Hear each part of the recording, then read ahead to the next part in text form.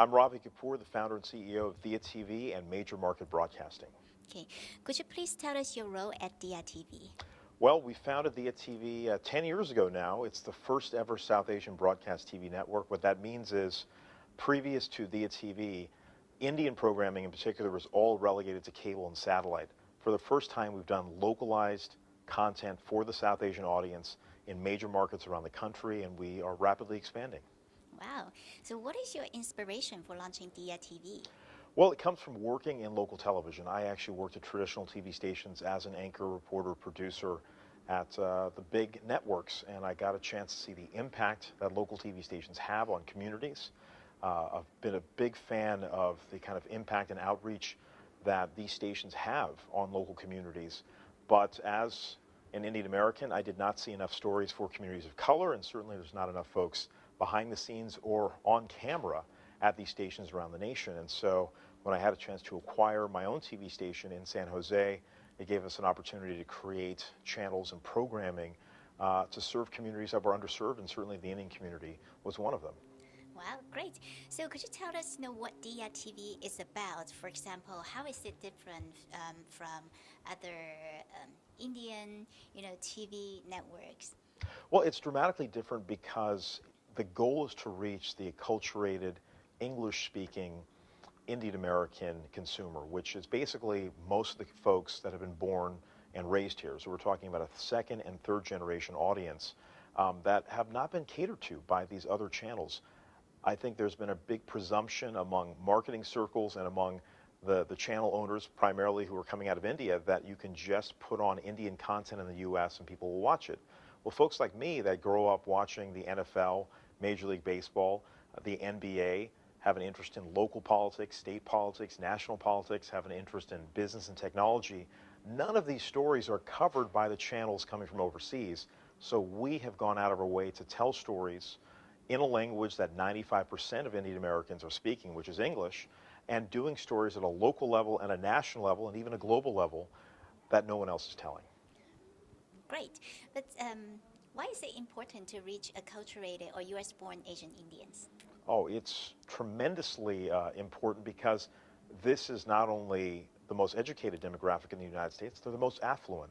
So you have folks that have taken the lead from their first generation parents who sacrificed so much, like my parents did, to put me through school, to raise me hopefully the right way, and so we could carry their legacy forward. And all of these folks are connected to their culture in some way, and they're very American in another way. And at the same time, they want to be proud of the content they consume. The content that we had seen previously, to be frank, were relegated to 1 or 2 hour Bollywood music video shows on a Saturday morning.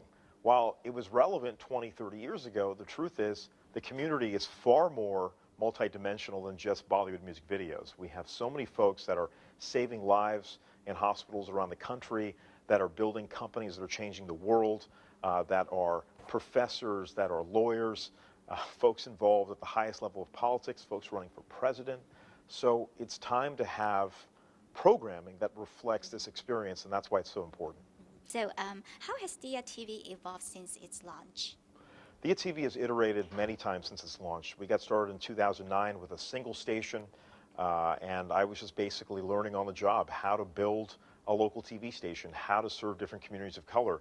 Diya TV being something that's South Asian focused, but I've done a lot of other multicultural programming as well. And so my viewpoint has changed about how to approach content, what kind of stories need to be told, and who's watching.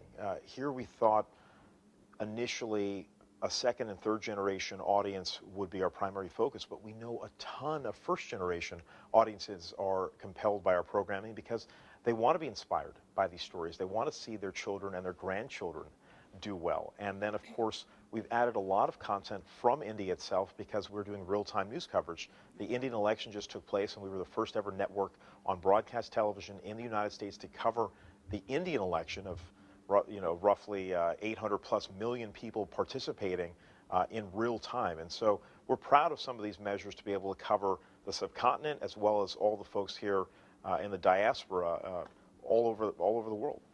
So, how has Diya TV's evolvement reflect changes in Asian American media consumption and the changes in the broader media landscape?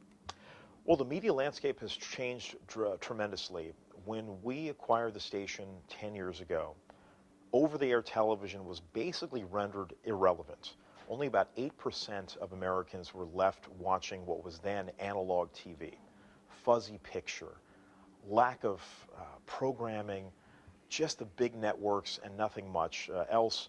And what had happened is folks ended up migrating to cable and satellite, which was a natural movement of 30 years of folks looking for better quality and more diversity of choices.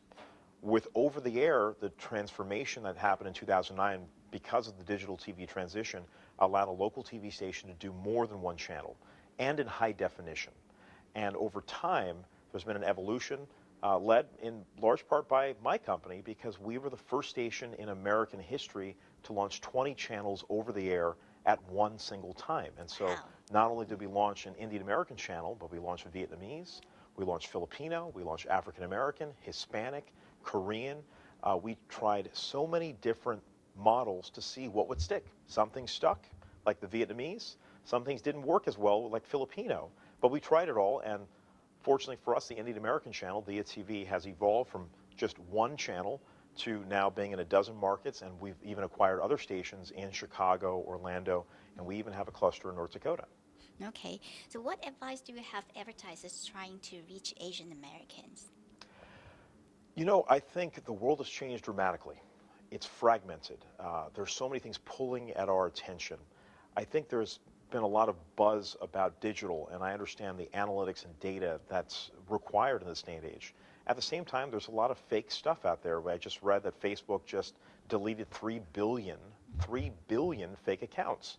So when you have the leader in social media that's dealing with piracy and false digital clicks, you can see that digital has a lot of issues too. I'm a big believer, if you are a marketer, that you want to be able to allocate capital into different segments. Linear television is going to be around for a long time.